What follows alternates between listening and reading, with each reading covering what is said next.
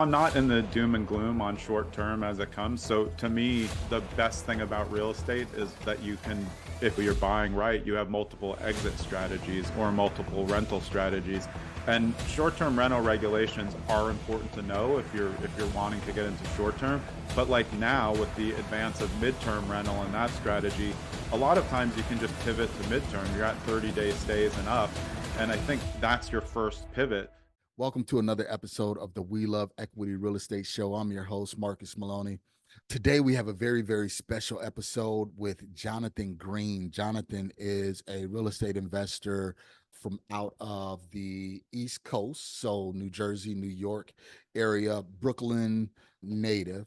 And what we're going to be talking about today, man, I think is something that's very, very key to newer investors getting started. So he's been in real estate for over 30 years, right? Grew up under his dad, learning the business of real estate investing. So today we talked about how to build your real estate portfolio, rental portfolio. We talked about short-term rentals. We talked about the state of the market and what to look for in your specific market, and agent investor relations, because that's very, very important and very, very key. So let's jump right into this episode. And remember, please feel free to share this episode with someone that you know that's looking to get started in real estate, and someone that is looking to transition from their 9 to 5 into real estate full time, because we definitely have the answers for you.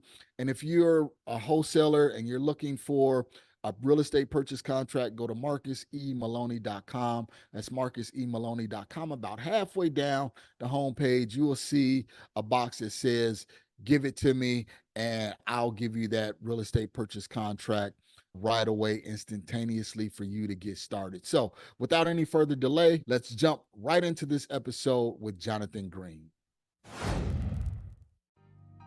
You're listening to the We Love Equity Real Estate Show, a podcast that discusses the intricacies of real estate investing with your host, Marcus E. Maloney. Marcus is a real estate investor best known for being the equity king. He's been awarded that moniker because he and his team find amazing real estate deals. He will be talking with investors who have done some transformational things in the real estate industry.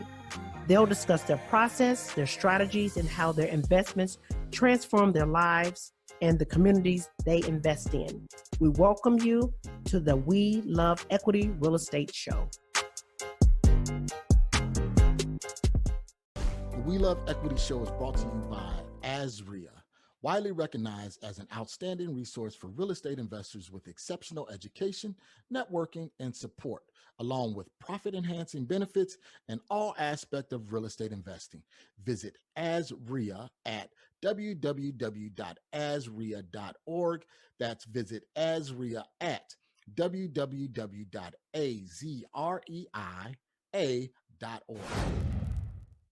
Hello, welcome to the We Love Equity Real Estate Show. I'm your host, Marcus Maloney, and today we have Jonathan Greene, who's going to be blessing us today with some great real estate information, news, topics. He's been investing for over 30 years.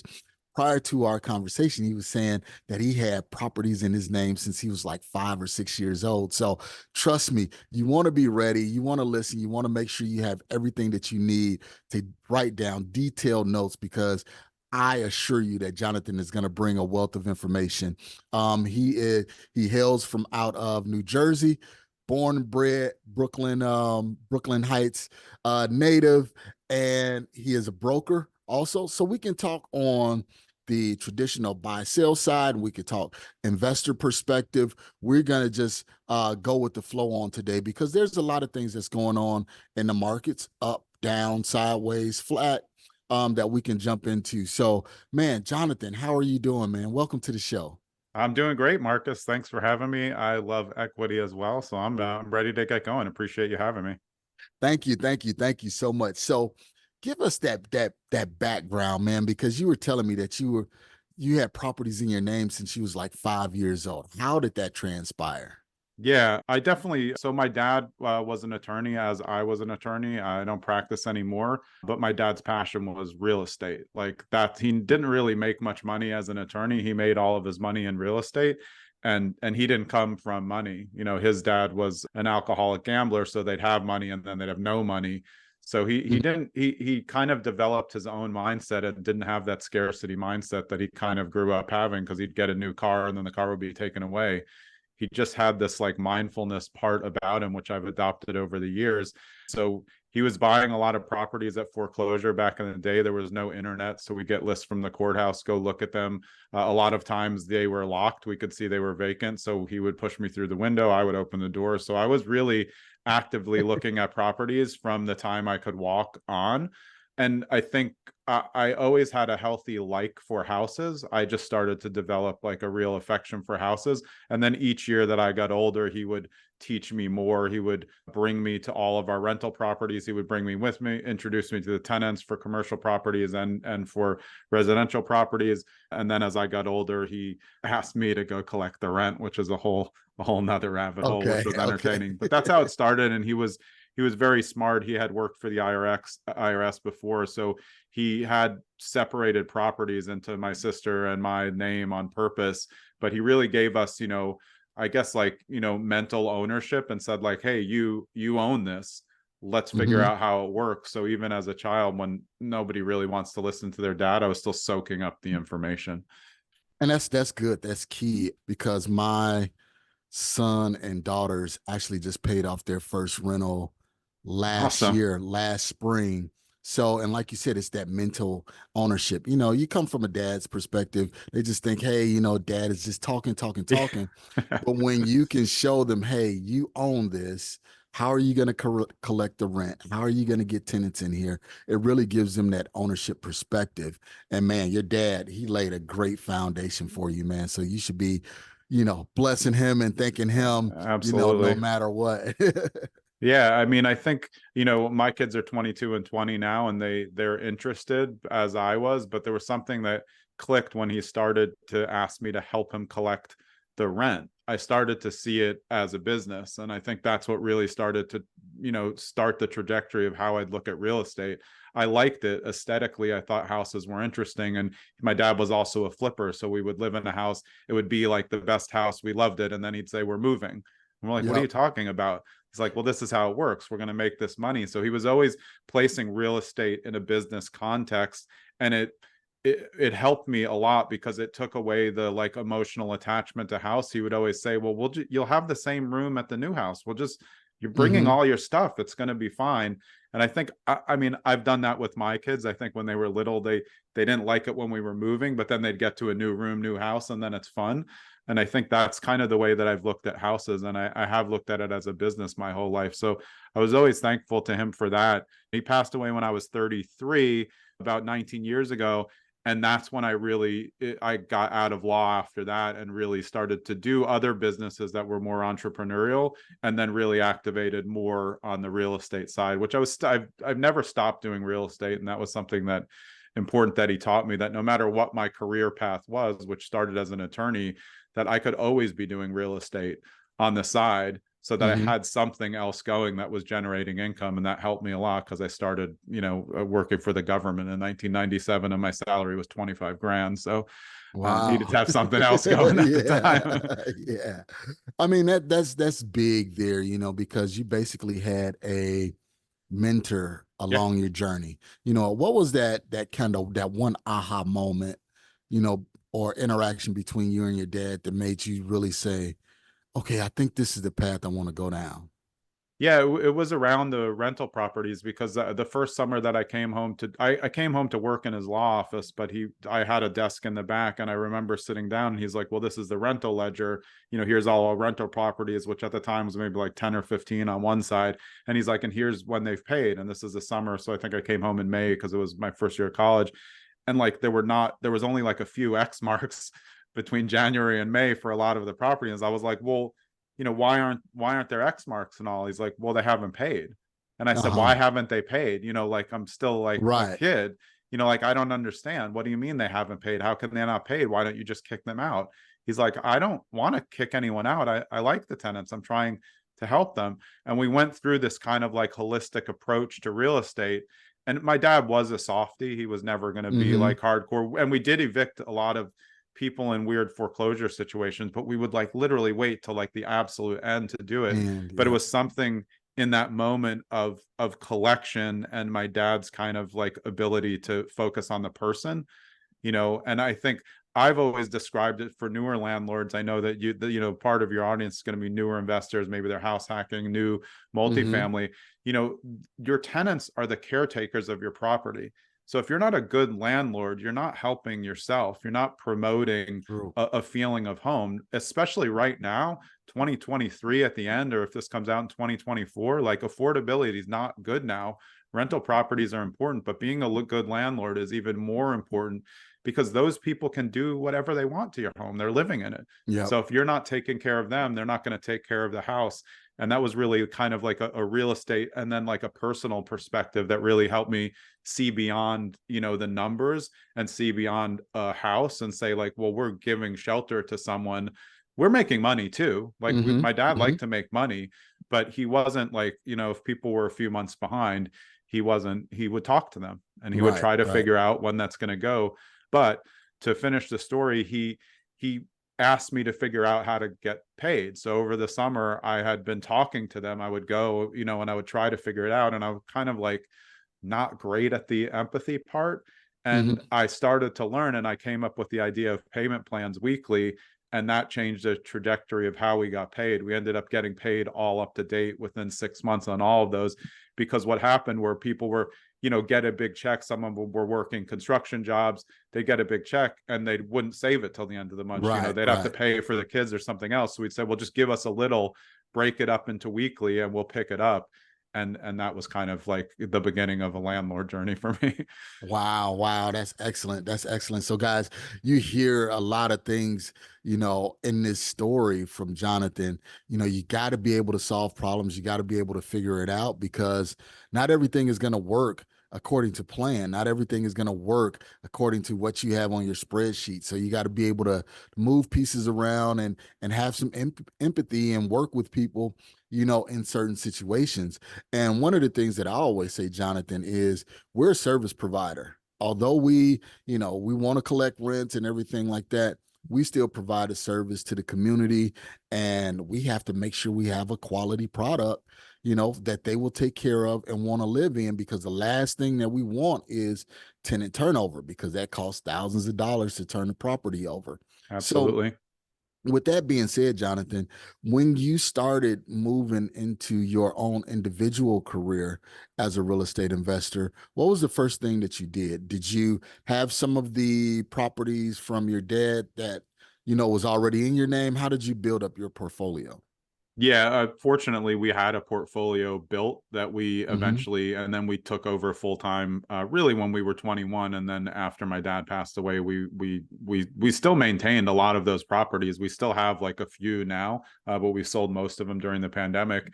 The first property that I bought on my own, I was in Florida. I had just finished law school, and I bought what I would call just a typical Florida development house. I was living in Plantation at the time, which is just outside of Fort Lauderdale. Very residential, all like townhouse communities. They were single families, but they were like right next to each other, and they all looked exactly the same. So again, at the time, there was no internet. So I went out with a realtor. You get the paper MLS. A lot of your younger investors are like, what are you talking about? They would have a book. You go out. So you don't know what you're going to get till you get there. There were no photos. So, I went to a development where I wanted to live, where it looked nice, it was clean, and there were 7 different houses on the market. So I just picked the cheapest one, bought it for cash, and then I figured out really quickly what was going on with real estate and what my dad was doing for years, because I lived there for about a year to a year and a half, and the only thing I did is make it nice, which means I recarpeted everything, I painted, I added a little bit here and there, probably swapped the appliances out, but I really didn't do anything. And I went to move and buy another house about 18 months later, and I made like $25,000. And this wasn't a big purchase at the time. It was a big house, but it was probably like $200,000 maybe. Okay. So making 25 that fast, it really was like, oh, okay, now I get this. And over my career, probably the best money I've made outside of a couple really good flips was all on single family houses that I lived in. And I think that's like the one thing that investors are missing because no gurus talk about. Like, you can actually enjoy your own houses, and then, Yep. we're Yep. talking about equity, you get the appreciation. So I became really good about buying in areas that were going to get really good, and I've always been still good at that.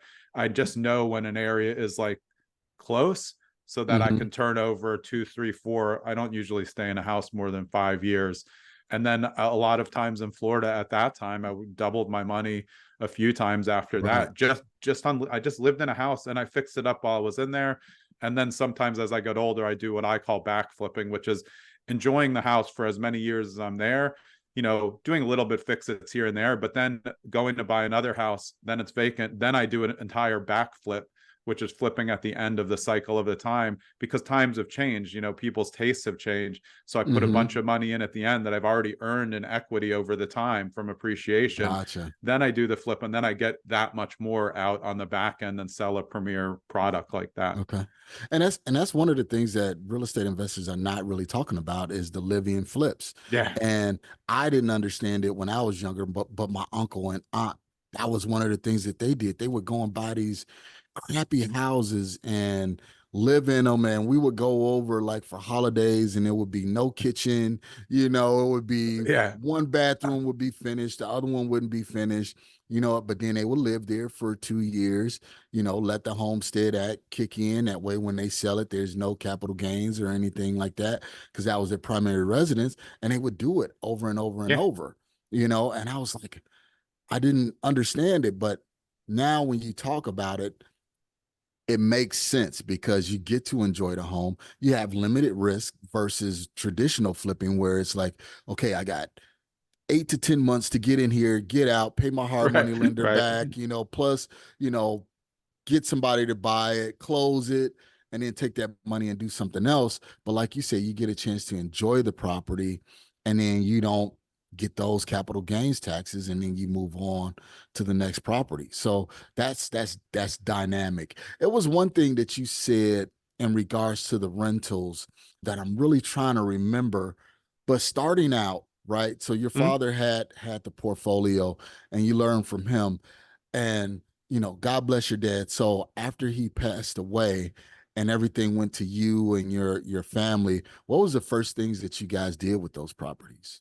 Made sure that the books were up to date. My dad Okay. was like very lax. He was he was very good, great to phenomenal with money, but he was very empathetic. So we immediately checked the books, became a little bit tougher as landlords, not tough, but like more how he should have been.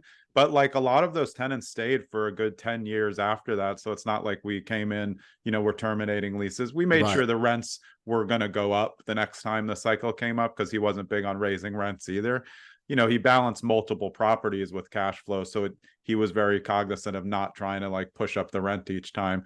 We looked at it more as a business together, but still, again, maintain those tenants a lot. So I think it was more like making sure we're up to date. And like we had weird things happen on a lot of properties that are, this is like an alert for all new investors to make sure you're always doing full inspections, because that's not what my dad did back in the day. We just buy properties at foreclosure. He didn't care. He knew the risks. So, Hmm. but when we sold my dad's primary residence, we found 3 underground oil tanks, all 1,000-gallon in the Oh, back. wow. 2 were leaking, 1 hit a water source. So that cost 100 grand. And, these are things that like investors don't think of, or a real estate agent who doesn't know what they're doing with investors, like, oh, it's fine. They don't have oil tanks around here. Well, I mean, I'd rather pay $250 to make sure I don't spend 100,000. Yeah. This one we already own, so we were gonna get it anyway. But Hmm.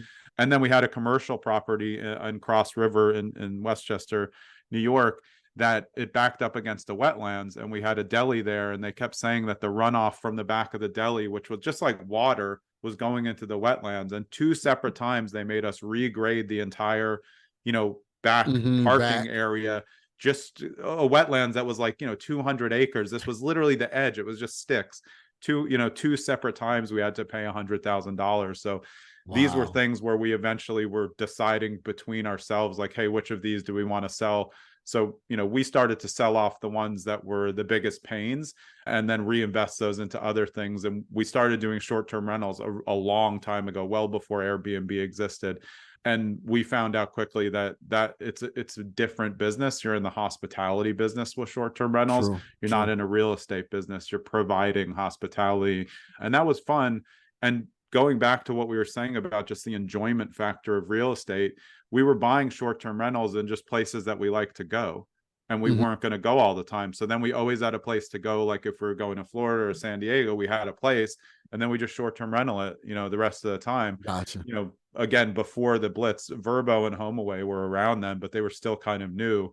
And we felt out that process as well. So, I think the enjoyment aspect of real estate investing, if you just look at what is portrayed on social media, is like not really talked about. Everyone talks about, their doors and, all their properties in other states. But like, I like houses and I like to live in nice houses. They don't have to be like fancy, but I want to make them nicer. So, Right. I think the fact that with real estate, you can always value add anything, like you said, your relatives were doing, you live in there, you can at any time add value with just sweat equity. Mm-hmm. I mean, what kind of better asset can you have? You can't, go and put a new cabinet into a stock or crypto. Like it doesn't work like that. That's out of your hands. Real estate is Right. in your hands.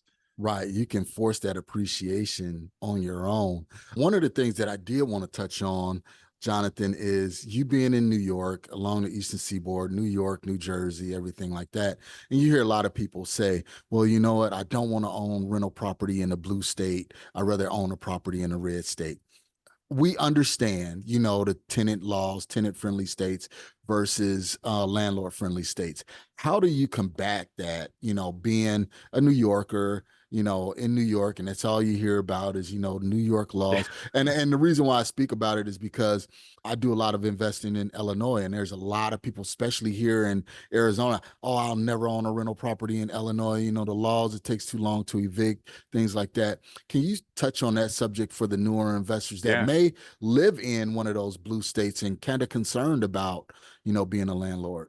That's a great question. Yeah, I'd love to answer that. So, to me, they're both tenant friendly states, New Jersey and New York, and they always have been. And I can, I remember being at an eviction proceeding. I did it myself because I was an attorney, and they were 6 months behind and no hope of paying. And the judge actually said to me, well, they're trying. And when he said that to me, I was like, well, this isn't really an option. So the way that I think of it when somebody says, like you said, oh, well, evictions take too long. If you're a landlord, you never want to get in the position where you have to evict someone. Yep. Yep. It's the worst for everybody. It's contentious. They could burn down your house, put rocks down the toilet. You never want to be in the position where you're evicting someone. So your job as a landlord is to be good at relationships. And a lot of new investors are taught, try to get in an LLC so they don't know who you are. And I'm like, that you always want them to know who you are because they have to be accountable to someone, not an LLC. And the better, like we were saying, and the better relationship that you can build with your tenants, the better they're going to take care of the property. So I don't really think if I was buying an apartment building, I would consider landlord tenancy because over the scale of 180 units, like you're going to have to do some evictions, Yep. especially if you're taking over a value add. So I do think it's relevant on large scale multifamily, but for your mom and pop or just like, regular investor, it's not relevant to me because my job is to be the best landlord. I want to be someone where they can call me and say, hey, this is what's going on. And I also have to know, like, personally, my strengths and weaknesses as a person. And I'm not a great landlord in the one-on-one. So Okay. I know that I need a buffer as a landlord because I don't want to deal with the minutia of the stuff. So my sister would handle that stuff. And then if something, had to go up a level, then I would handle that. Okay. And that's really important for investors to know, when you get your first property, do you like being a landlord if you're doing a house hack? Like, do you enjoy it? Do you like making sure that they're okay next door? So I built a lot of ways that new landlords can do better with their properties. But I think part of that is also knowing yourself, like when you're looking over the large scale, which of these asset classes is going to be the best for my personality? Because a lot of people get into investing to get out of their Yeah. 9 to 5 9 job, to and then they 5. realize, wait, investing's 9 to 9, and then the other 9 to 9. Exactly, Yeah. exactly. That's great. That's a key point. The way you put that is because that investor identity is very important. If you're looking to go large scale, right, and you're trying to do 180 doors, 200 doors, something like that, you want to be in one of those landlord friendly states versus tenant friendly states, and you have to understand what landlord friendly states are truly landlord friendly, Yeah. because you have some states that are quote unquote red states, but when it comes to the politics of tenant landlord laws, they really take a blue skew to it. So you definitely have to know. So let's take a brief break, Jonathan. Hear a word from my sponsors. When we come back, we'll talk about what you touched on was the short-term rentals, how you guys got into that, and what do you see on a horizon for short-term rentals. So let's take a brief break, hear a word from our sponsors, and we'll be right back. Are you tired of seeing others becoming successful real estate investors and you just don't know where to start? You see all the Instagram posts of others being successful. You see the Facebook ads guaranteeing instant success. You look at tons of YouTube videos, and you even attend seminars just to be tricked into $10, $20, or even $30,000 courses. Well, with the Deal Finders Club, my husband is here to change things for you. Have you said to yourself, I'm deadly afraid to talk to sellers and I have no confidence? I don't know where to find motivated sellers. I don't know where to get a contract from. I don't know how much to offer the seller, let alone where I'm going to get the money from to close the deal. Well, in the Deal Finders Club, Marcus and his partner Mike are going to show you how to overcome all those challenges and more. Find out how by going to azdfc.com. That's azdfc.com. We'll see you inside. PropStream is the industry's #1 tool for locating distressed properties and connecting with highly motivated sellers. With 100% coverage across the U.S., PropStream provides a deep dive into any property's specific details, making it easy to generate lists of distressed properties and contact to the owners. No other product or service can compare. Gain access to MLS property details like expired listings. You can pull accurate comps, even sale prices in non-disclosure states. This information is typically reserved for licensed real estate professionals, but is also available to you in PropStream. Gain access to unlimited nationwide property search, comparable home sales, targeted marketing lists, and owner contact lookup, built-in marketing tools, hundreds of filters to search and sort leads. Start your free 7-day trial now by going to proud.propstreampro.com/weloveequity. All right, guys, we are back with Jonathan Greene, and we're talking about now, we're going to transition to talk about short-term rentals, because right now with Airbnb, VRBO, everything like that, and some of the legalities that are starting to pop up with short-term rentals. So, Jonathan, what do you see on a horizon for short-term rentals? Yeah, so I'm not in the doom and gloom on short term as it comes. So to me, the best thing about real estate is that you can, if you're buying right, you have multiple exit strategies or multiple rental strategies. And short-term rental regulations are important to know if you're wanting to get into short-term. But like now with the advance of midterm rental and that strategy, a lot of times you can just pivot to midterm. You're at 30-day stays and up. And I think that's your first pivot. But a lot of times, like there's been times where we had, our short-term rentals started off in like very summer friendly areas. So we would crush it during the summer, and then we would rent it for a 6-month stint off summer for what was like a short long-term rental, instead of trying to do short-term then, because it wasn't that popular. Now, Gotcha. I think in almost any area you could do this short-term rental strategy, and it would work as long as the regulations are favorable. Because think about it this way, a lot of people are thinking like short-term rental means only vacation homes or, tree houses or beach homes. Mm-hmm. That's not how it is. If you just think like midterm rental, even everyone always talks about travel nurses. To me, I think about patients and their families.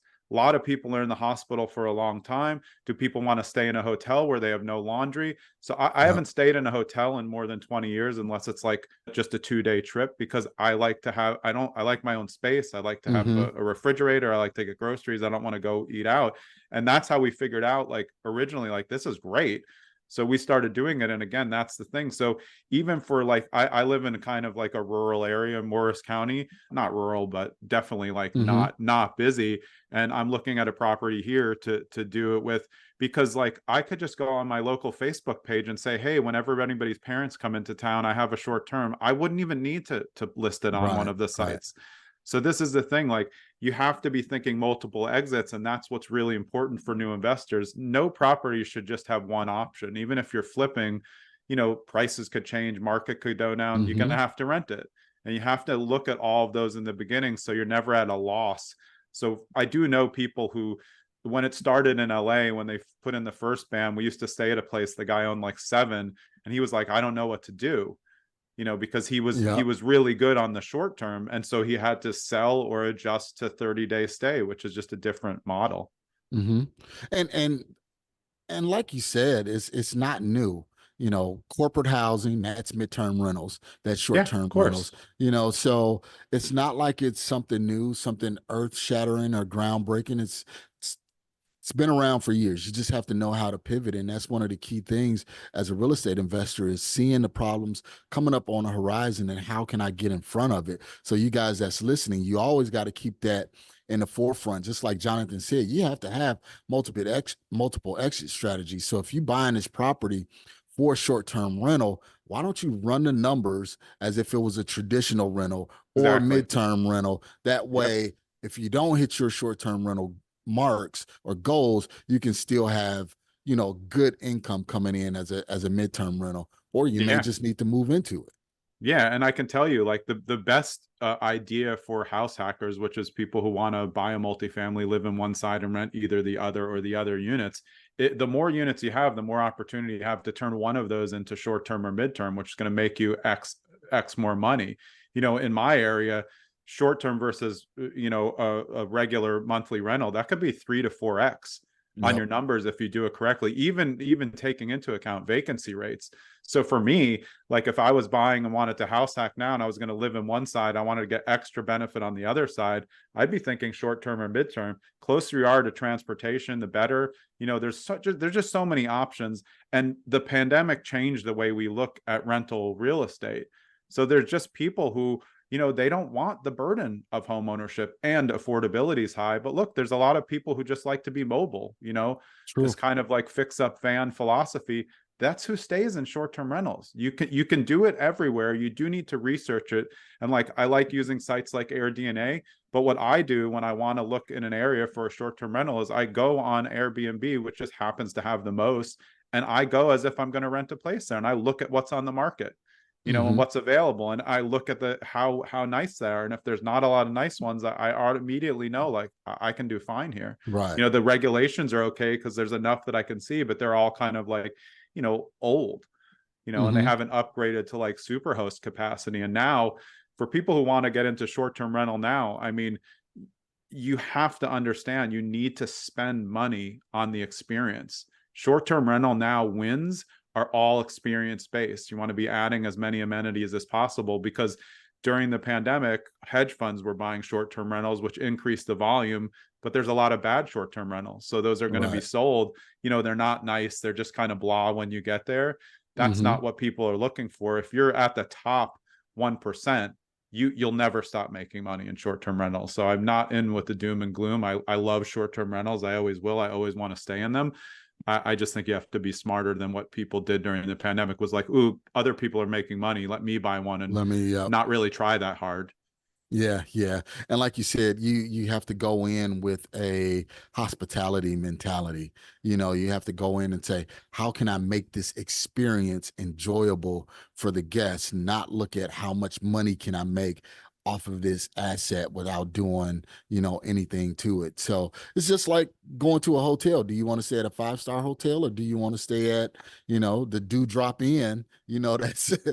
infested with But to addicts? to your point, say you go to just an offbeat hotel that doesn't have a name, but they're like very good with the hospitality. They're talking to you, and like that's a good value. Like if you do the things hospitality wise the right way, you won't have to worry about the income stream unless you're just terrible at marketing. I mean, they have platforms. All you need to do is upgrade the photos, make them Yeah. experience, upgrade the amenities. You know, if you have an extra closet, maybe that turns into, you know, a stand-up video game or something else there. And I remember when, you know, even 10 years ago when we were staying in short-term rentals, you know, we would a lot of times go with my sister and all of our kids. So it'd be like 10, 15 people. Like this, like you said, this wasn't new. We were going to like Captiva Island in Florida when I was a kid, you know, staying in either timeshares or short-term rentals. They just weren't, they didn't have an industry built around them. You would go to a local realtor and the realtor would have all these short-term rentals, you know, in these areas in Florida. That's how we stayed every time. And then we started buying properties like I did because we wanted to stay there. So my dad would buy something. And I think if you want to do short-term rentals, make sure you buy something that you want to go to, because why not get some enjoyment out of it too? You look, there's 2 weeks unbooked, like go use it. That's the whole point. Right. Exactly. So guys, we talked about the rental properties. We talked about short-term rentals. So we're kind of covering the gambit. And I know that you're a broker also, Jonathan, and you have a team. What do you see? And I know that this is a broad, very broad question. I You love know, them anyway. yeah, as far as the market, right? Because I'm a licensee as well here in Arizona as well as in Illinois. And, you know, you hear the headlines, 10,000 realtors, you know, drop their license. What are you seeing as far as, you know, the landscape on the horizon for the housing market? Yeah. I mean, I love those headlines because it's like, I mean, the bar to entry to become a realtor so low. Of course, So low. 10,000 Yep. people are going to drop. Everybody thinks they get their license and then money falls out of a tree and people Yep. buy the houses and pay. Like it's real estate agent business is so much harder than people think. But it's also because the perception is that most of people don't do the work. And that's because it's true. Most realtors aren't trying very hard, you know, so that's actually a function of the market as well. So there's all these commission lawsuits going on now, you know, rates are high. There's, you know, basically no properties around. To me, none of that matters. And again, like if you look at the national news, it's not really relevant. I always say that real estate is local.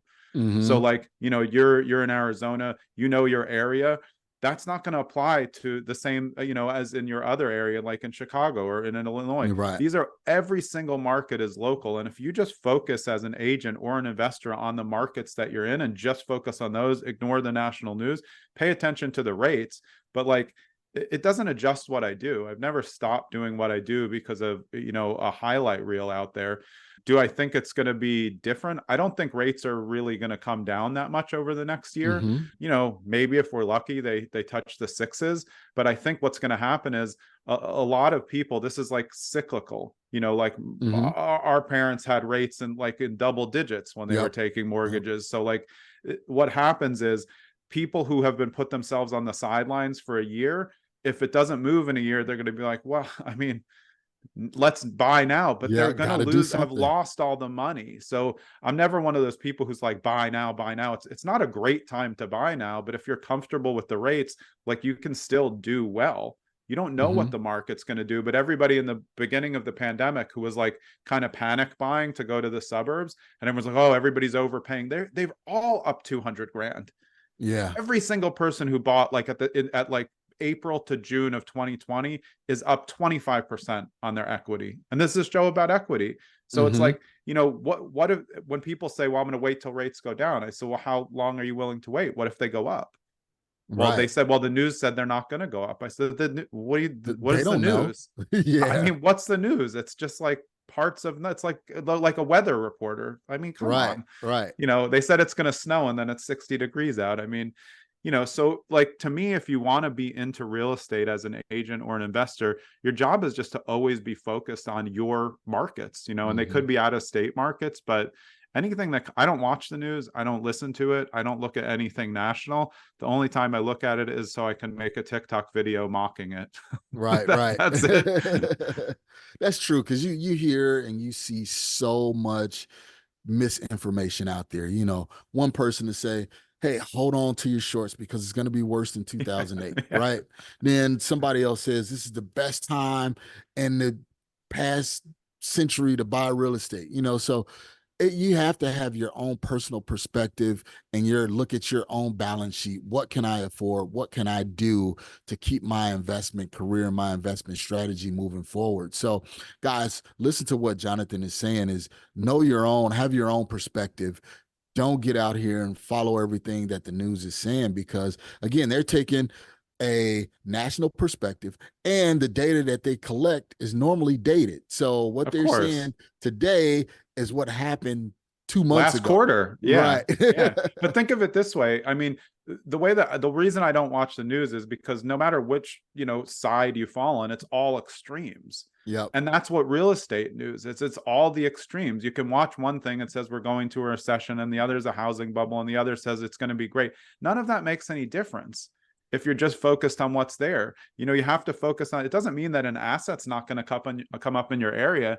And the people that I worry about is like new investors who are just getting ready to invest, and they're in whatever, Wichita, Kansas, which is a solid market. And then they watch, they watch a thing on the news that says like, oh, it's going to be a terrible year, when that's a conglomeration of like all of America again, and extreme to one side.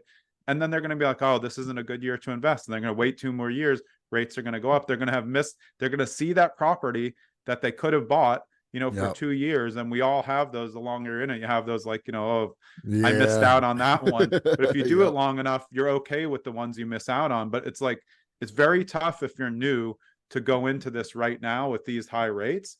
But high rates just mean lower prices. So I don't know why everybody's celebrating the fact, hey, I hope we get down to 4. That's for regular home buyers. Right. Doesn't help investors. The prices are going Yep. up, and that means more regular home buyers are coming in, and they're going to buy all the properties that need a little work because they're going to have more money to put into the work. So, that's part of what happened, is that regular home buyers got so desperate they were buying investor properties.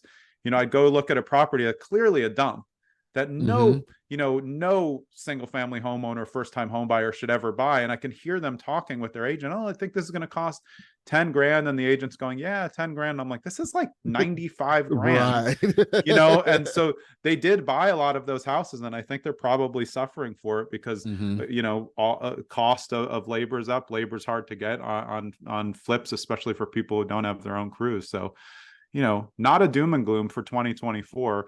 I'm always looking. I've saved, like we were talking before we got on, I sold a lot of properties, so I have money to deploy, when I start seeing the deals that I like. But I'm a patient investor, and I try to, help other investors be more mindful and patient, and continue to be a participant in real estate investing, which means meetups, masterminds, anything you can get a hand on, books, podcasts like this. It doesn't mean you have to, that's taking action. Taking action isn't always buying a property in a bad market, but you have to be active in case that property comes up. You have to know, financially, okay, I'm ready. Like, you have to be ready for it. If you go to enough meetups, something's going to come across your table. So true. And one of the things that you said there was, you got to get out there, you got to get out, and you got to talk to people, and you got to go to these meetups. You got to go to RIAs. I love our RIA here, as RIA, which is the largest RIA It's in the the country. best. Yeah. Man, but we get so much information, and we learn what to do, and it's super hyper local. So, they put up what the national is talking about, but this is what's really happening in our market here. So you guys that are getting started, go to your local RIA, go to these local meetups, and look at what's happening in your local market, and talk to a broker that's in the market. They'll tell you exactly what's going on, but make sure you talk to a seasoned broker, not the person that just got their license last year or 2 years ago. Make sure you talk to a seasoned broker, and they'll tell you, hey, you know what, been here, done that. We've been here before. This is what we anticipate seeing. You still should buy, because real estate is a very, very forgiving industry, right? If you buy a bad deal, Hang on. only hang on to it, and it's going to turn into a good deal. Yeah, it will. But those are great points. And I think, like, you never want to be relying on your real estate agent to make your decisions. You want to rely on them for their expertise and their market knowledge. They should be experts in the market. You want all the decisions to be yours. Whenever a client says to me, like, should I buy this? I'm like, I don't know. I mean, they said, would you buy it? I'm like, well, I've been doing this, more than 30 years. I'll buy a lot of stuff because I'm into educated risk. I don't think that you're ready. And I think the reason why I've been successful as an agent and working with investors is because I'm willing to tell everybody no. And the brand new investors, I will not let them buy stuff. They'll look at an as is property and they're like, oh, it's perfect. The price is right. I'm like, no, it's priced that way for a reason. Like, we're not doing something where you Right. can't do inspections. You've never done this before. Like, you're going to lose all your money. And I personally don't want to sign on to that.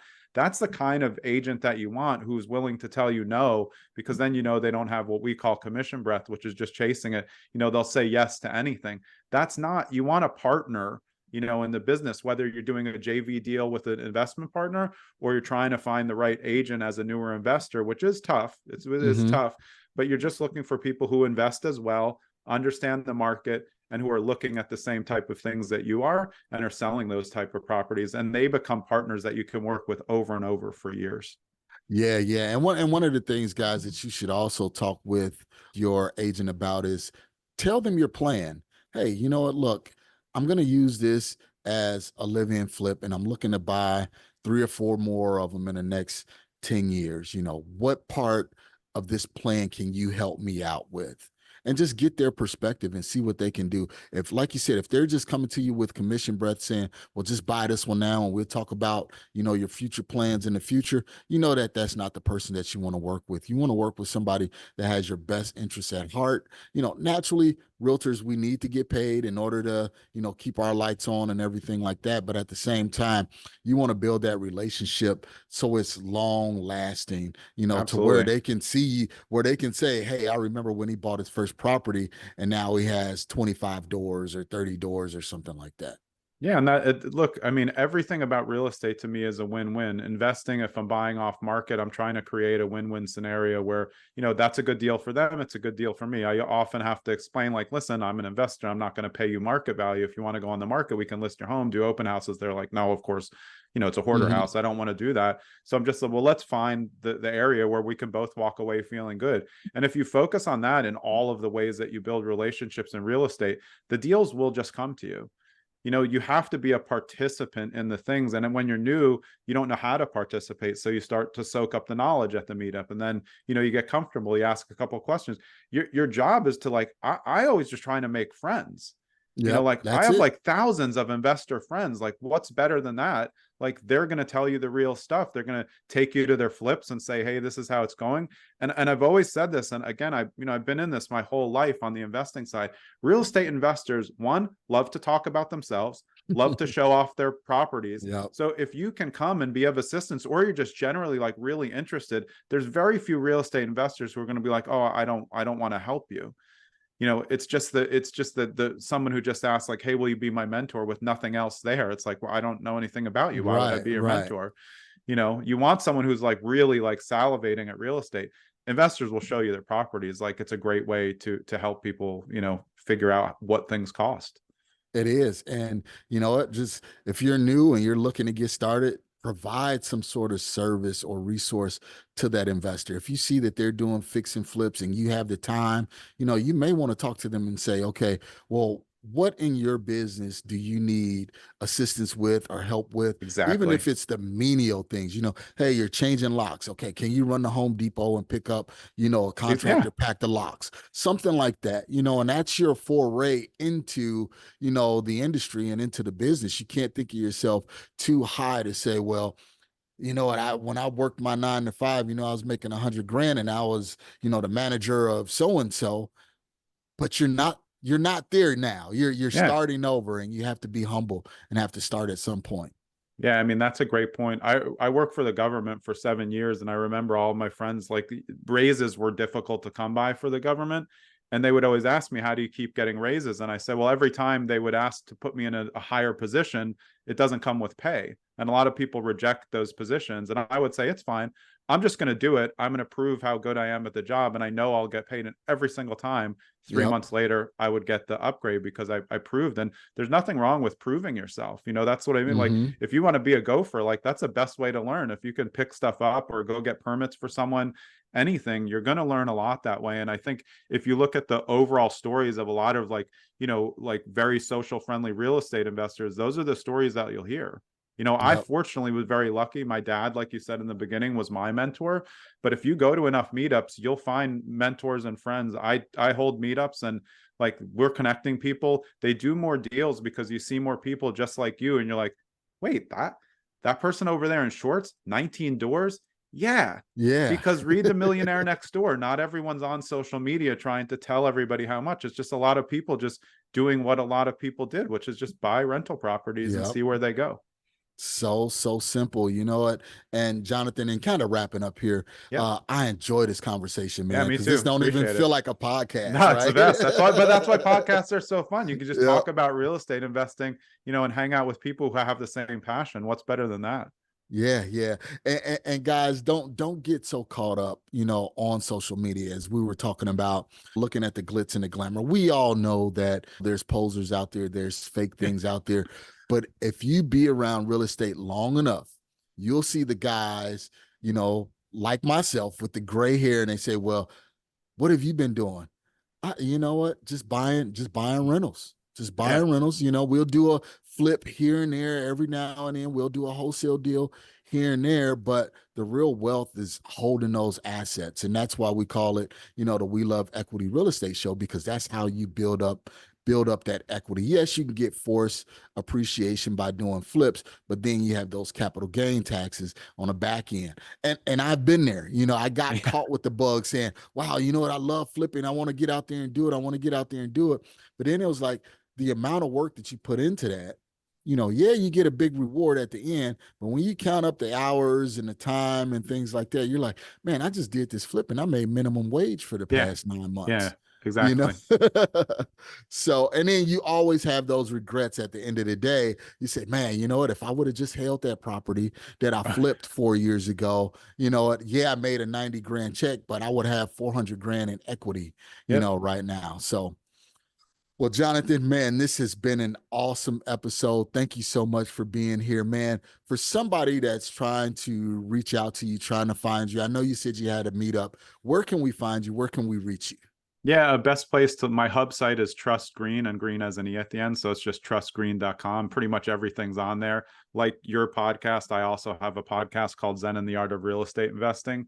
And that is what actually runs the meetups in the New Jersey area. So all around New Jersey, we run meetups first Wednesday of every single month. And you can find those. It's on the site for Streamlined with a D.properties, which is my team.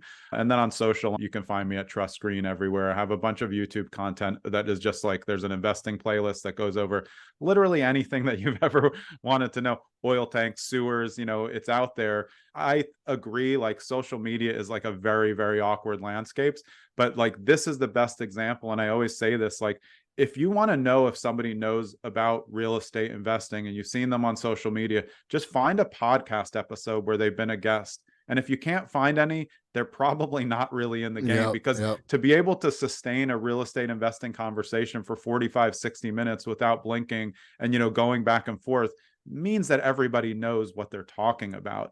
And in little, 20-second snippets on TikTok, anybody can seem like they know what they're talking about. That's why this medium is so valuable. So, Marcus, I really appreciate you having me on. I had a great time.